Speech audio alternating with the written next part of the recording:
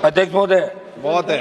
सबसे पहले तो मैं आपको धन्यवाद दूंगा कि आपने आज वक्फ संशोधन विधेयक 2025 पर जो आपने मुझे बोलने का अवसर दिया। बेनीवाल जी। अध्यक्ष जी, मेरे से पूर्व हमने गृह मंत्री जी को भी सुना, पूरे देश के विद्वान इस साइड से भी बोले, इधर से भी हमारे बोले, जमकर बहस हुई। लेकिन आवश्यकता तो आज है बेरोजगारी पे चर्चा की। देखिए, मैं आपको बता रहा हूँ, वो भी आपके लिए जरूरी होगा। अग्निवीर पे चर्चा नहीं करना चाहते ना, एक मिनट समाप्त तो करना। हमारे तो गृह मंत्री जी बैठते हैं, आप बैठते हो तो हम तो आज बात तो बोल ही नहीं पाते साहब। आप बोलो तो छोटी पार्टियों को जाओ बाहर चले जाते हैं।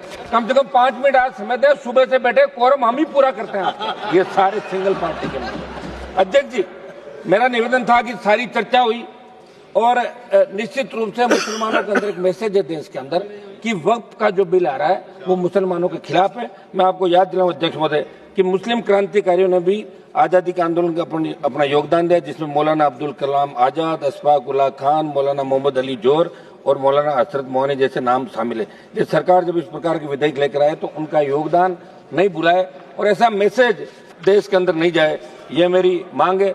अध्यक्ष जी, बिल जब आया था तो यहाँ बड़ी चर्चा हुई और गर्मा गर्मी के अंदर सरकार ने इस बात को स्वीकार किया कि बिल को जेपीसी को भेजा जाए और ये जेपीसी के अंदर चला गया। जेपीसी की खबर रोज हम पढ़ते थे कि विपक्ष के सांसद जब अपना सुझाव रखना चाहते तो उनको बोलने नहीं दिया जाता और जेपीसी के अंदर जब और सुझाव आए तो उनसे हटके खाली एक फॉर्मेलिटी की जेपीसी में भेजने की। जो सुझाव जो संशोधन चाहते थे वो इसके अंदर नहीं गए। मेरी मांग है कि आप इसके अंदर बड़ा मन रख के विचार करें गृह मंत्री जी। अभी कोई इस बिल से परमानेंट कुछ नहीं होने वाला, मुझे नहीं लगता कि इससे परमानेंट कोई सरकार अपनी बढ़ती रहेगी। और जो चीजें उस पर विशेष रूप से आप ध्यान दें। मैं आपका एक मिनट निवेदन करूंगा साहब, ये इसमें संशोधन आपने किया, पिछले कुछ वर्षों में वक्फ बोर्ड की संपत्तियों को लेकर विभिन्न प्रकार के जो आरोप लगाए गए, लेकिन क्या समाधान उन्हीं आरोपों के खिलाफ है या कोई राजनीतिक एजेंडा है? अध्यक्ष महोदय, संसदीय कार्य मंत्री जी को मैं ये भी पूछना चाहूंगा कि बिल धार्मिक स्वतंत्रता में दखल तो नहीं देगा, फिर देश का आम मुस्लिम इसका विरोध क्यों कर रहा है?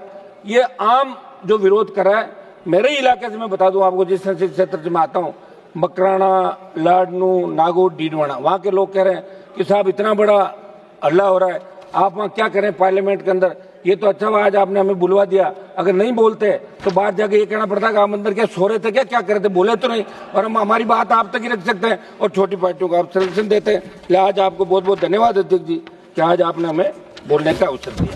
अध्यक्ष जी है बोलने दो ना मुझे। गिरिराज सिंह जी, आप अपना काम कर रहे हो, मैं मेरा कर रहा हूँ। आप उधर से बोलो, मुझे भी तो बोलने दो साहब। अब की बार तो हम चुन के कैसा है आप जानते हो सारी बातें। सदन में जब मुस्लिम समाज की बात चल रही सदन माध्यम से ये भी अवगत करा दें कि इस वक्फ विधेयक से आर्थिक, धार्मिक और सामाजिक असमानताओं का सामना जो करना पड़ रहा है, सरकार की नीतियों में बदलाव है, लेकिन मुसलमानों की शिक्षा और रोजगार में स्थिति में कोई व्यापक सुधार 70 साल में नहीं हुआ। ठीक है, ये लोग भी भाषण दे रहे थे, लेकिन मुसलमानों का जो सुधार आर्थिक, सामाजिक, धार्मिक रूप से नहीं हुआ, तो इसमें कहीं न कहीं दोष इन लोगों का भी है। हाँ, हम बिल के इसके आपके विधेयक के खिलाफ है, लेकिन कांग्रेस पार्टी भी कहीं न कहीं अगर ये विचार करती तो निश्चित रूप से बहुत बड़ा और फायदा हो सकता था नौकरियों में और सब बातों में। अध्यक्ष महोदय, हमारी जो वक्फ की संपत्तियां, सुनिए एक बार, सुनो साहब, वक्फ की संपत्तियां हैं, अब हम तो खुद बोल रहे, सुनो मेरी बात, आप लोग हमारे छोटे दलों का ध्यान रखते हो क्या कि भाई मैं बोलना, खुद बोल के ताली बजा के चले जाए तो बैठ रहे थे पीछे सारे सिंगल मेंबर पार्टी, हमारे दम पे लड़ते हैं, दम पे ही बोल रहे हैं सारा। वक्फ संपत्तियों की सरकारी संपत्ति घोषित करने की साजिश। अध्यक्ष जी, मैं ये पूछना चाहता हूँ कि ये जो बिल है, इससे कहीं ये तो नहीं कि सारी जो वक्फ की संपत्तियां हैं इसमें आप अपने नॉमिनेट करके और कलेक्टर को पावर देकर सरकारी संपत्तियां तो घोषित नहीं करें? ये एक बहुत बड़ा मुद्दा इस देश के प्रत्येक व्यक्ति के मन, सामाजिक ताना बाना। अध्यक्ष महोदय, इस बिल लाने के पीछे सरकार की मंशा पर सवाल निशान खड़े हो रहे हैं, क्योंकि आपकी नीतियां उद्योगपतियों के हित को देखकर बन जाती है।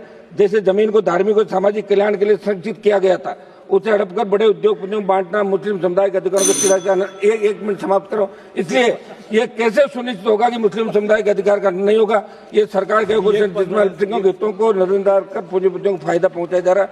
ये अन्यायपूर्ण नीति न केवल संविधान के मूल्यों के खिलाफ है, बल्कि सामाजिक ताने बाने को भी कमजोर करने का बड़ा षड्यंत्र है। अध्यक्ष जी, मैं ज्यादा इन पन्नों में नहीं जाऊंगा, फिर आप कह दोगे कि पन्ने पढ़ रहे। मैं तो राजस्थान की बात करूंगा। राजस्थान में जो वक्फ की संपत्तियां, ये मेरे प्रदेश के अंदर वक्फ की कौन सी संपत्तियां हैं उनके बारे में लोगों को पता ही नहीं। और राजस्थान प्रदेश की वक्फ की कौन कौन सी संपत्तियां जो सरकार की तरफ जा सकती है, राजस्थान का मुसलमान भी देखना चाहता है कि हमारे हितों पे कुठाराघात हो रहा है। देखिए, राजस्थान से 11 MP चुन का है। बड़ा मुझे वो कहते हुए वो आ रही है कि 11 में से कांग्रेस पार्टी कम से कम एक को तो बोलने का मौका देती है। आप उधर से, मैं ही बोल रहा हूँ, ये भी मेरे ही खाते में सारा, मैं ही लड़ाई लड़ रहा हूँ यहाँ पे। मुसलमानों की भी लड़ रहा हूँ, मेरे समाज की लड़ रहा हूँ, अग्निवीर की लड़ रहा हूँ, किसान की लड़ रहा हूँ, बेरोजगार की लड़ रहा हूँ, बढ़ती महंगाई की, भ्रष्टाचार की और बढ़ते अपराधों की सारी लड़ाई मुझे लड़नी पड़ रही है। इस बिल का अध्यक्ष महोदय मैं विरोध करता हूँ और मैं चाहता हूँ कि बिल ये